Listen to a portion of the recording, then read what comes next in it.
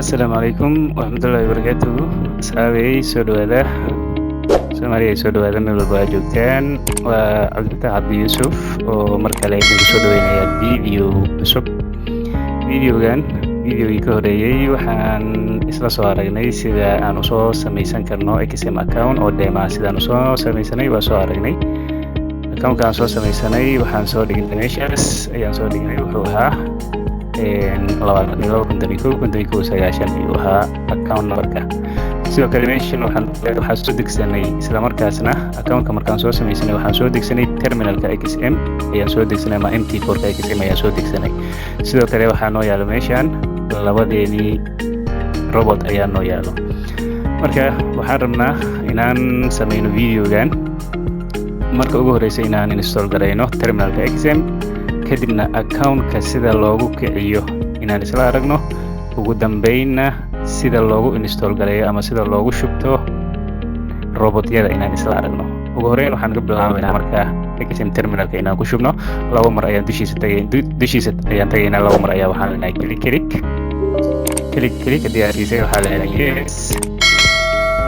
yes markaa dhahday wuxuu ku keenay boxkan kadibna waxaa leedahay next haddii aad dhahday wax yar kadib wuxuu dhammayn doonaa processka ku shubitaanka ayuu dhammayn doonaa.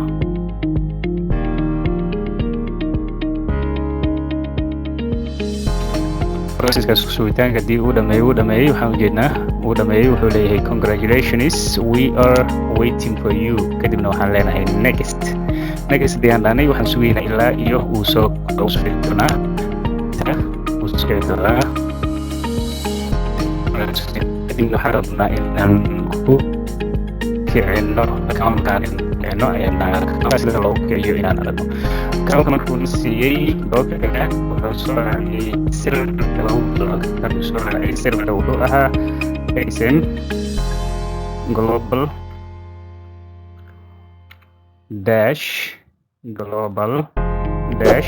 demo. serverada uu leeyahay way badan yihiin, marka serverkan ayuu na siiyey. serverkan ayaan isticmaalaynaa si aan u galno maxaa la yidhaahdaa demo account-keena si aan u furanno. marka waxaan isla arki doonaa sida aan terminalka ugu furi karno demo account-ka sidaan ugu furayno terminalka ayaan isla arki doonaa, laakiin waxaan sugaynaa terminalka inuu soo kaco. okay terminalka waxaa ujeedaa uu soo kacay. terminalka markuu soo kacay waxaa ujeedaa serverada waa kuwan serverada lagu sheegayo waa kuwan meeshan ku dhooban. kuwan ayaa waxaa la yidhaahdaa servero. okay serverkan kuwaad wuxuu leeyahay XM global demo, serverkan labaad XM global demo 2, kan saddexaad real 3, real 17. kuwan waa real accounts-ka ayaa lagu isticmaalaa, laakiin deemaha waxaa lagu isticmaalaa demo account. annaga wuxuuna siiyey hadda midka koowaad ayuuna siiyey. midka koowaad ayaan kelig siinaynaa. waxaan rabnaa terminalkan inaan ku kacsano account-ka deemaha aan soo samaynay. qaabka loogu kiciyo ayaan rabaa inaan idin tusiyo.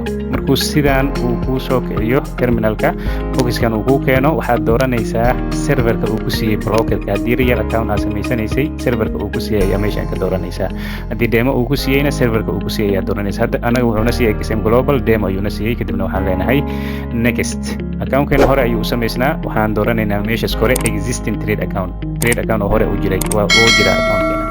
meeshaan waxaan gelinaynaa account numberkeena uu iska fududaa wuxuu ahaa 22,51,51,90 intaas ayuu ahaa. kadibna meeshaan hoose waxaa nagala rabaa in aan gelino passwordka inaan gelino ayaan rabnaa. okay passwordka waa gelinay. meeshaan kore waxaan gelinay XM account-ka ayaan gelinay oo deemaha ah. meeshaan hoosena waxaan gelinay passwordkiisa ayaan gelinay passwordka aan ku samaysanay. meeshaan waa inay ku saarnaataa calaamadda saxda si uusan mar walba password ku weydiinin. calaamadda saxda ayaa saaranaysaa, kadibna waxaa leedahay finish haddii aad dhahday isla markii wax yar ayaa sugaysaa.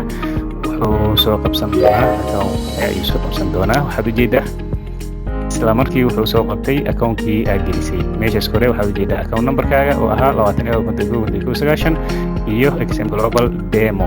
okay meeshan hoose haddii aad usoo degatid accountiskana wuxuu ku keenay XM global demo account numberka iyo cidda ku qoran account numberkaas ayuu ku keenay.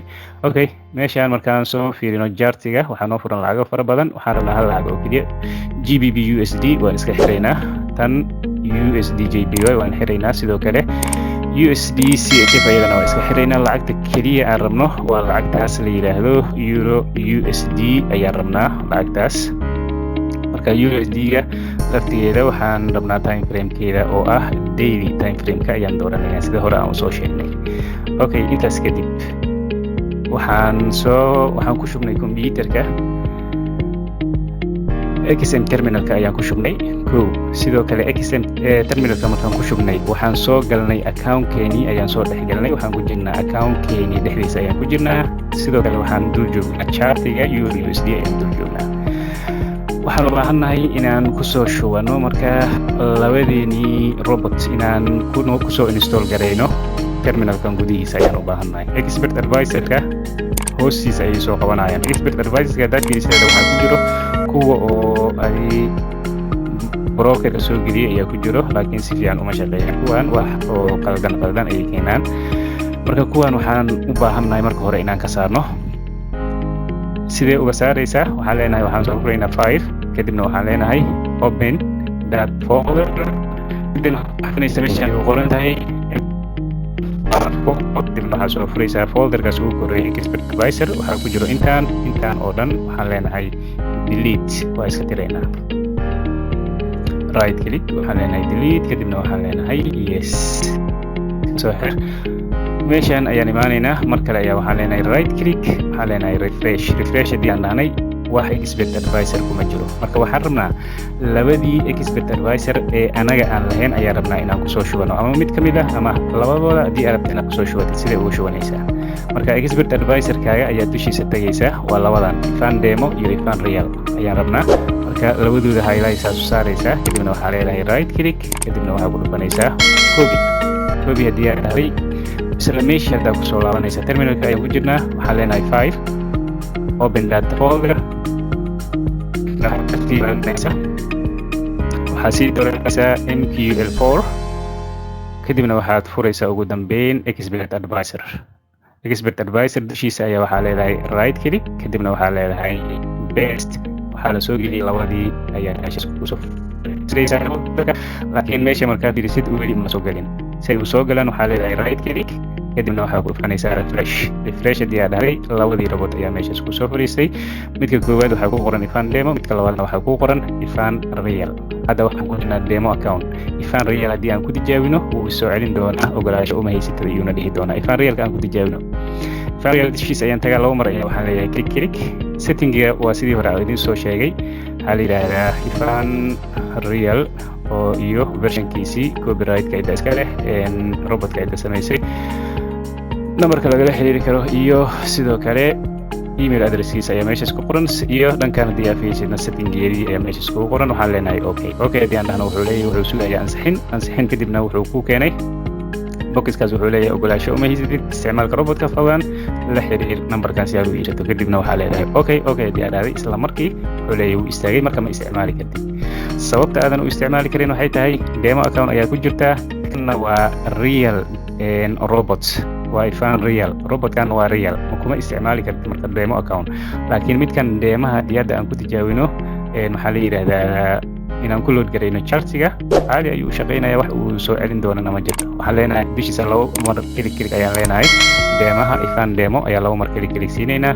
settingooda iyo waxooda sidii waaye. kadibna waxaa leeyahay okay, ansixin ayaa sugayaa. kadibna ansixinta kadib wuxuu kuu keeni doonaa, wuu shaqeynayaa. okay, ansixin ayuu sugayaa.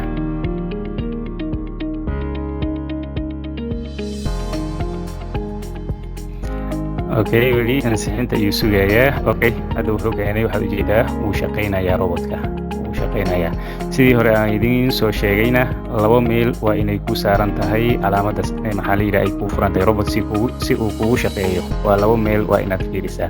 robotka waa load garaysay, wuu shaqeynayaa, waa saxan yahay, laakiin mar walba waa inay meeshan active ku tahay auto trade. haddii meeshan active aadan ka dhigin robotka wax ma furi karaa. soo shaqadiisii sax tahay, uu shaqeynayo, haddana wax ma furi karo waayo auto trade-ka ayaa xiran. auto trade-ka waa inaad furataa. sidoo kale robotka markaa soo load garaynaysidna meeshan commonka ama taabka labaad, meeshan ayadana allow live trade waa inay calaamada saacda kuu saaran tahay. labadaas meel iska fiiri robot markaa isticmaalaysid. markaa soo load garaynaysid allow live trade calaamada saxda saaranaysaa. sidoo kale markaad load garaysidna meeshan calaamadan ama auto trade-ka ayaa active ka dhigaysaa. markaas sidaas active inuu u noqdo ayaa laga rabaa. marka robotka si saxan ayuu u shaqayn doonaa. markaas videogan intaas ayaan kusoo gabagabeynayaa. waxaan ugu talagalay oo keliya sida loogu shubto XM terminalka account-kaaga sida loogu kacsado iyo robotyadaada sida loogu soo darsado terminalka gudihiisa. Marka intaas ayaan ugu talagalay videogan. asxaabay waxaan idin leeyahay maalin wanaagsan, ramadaan wanaagsan, fi amaan illah.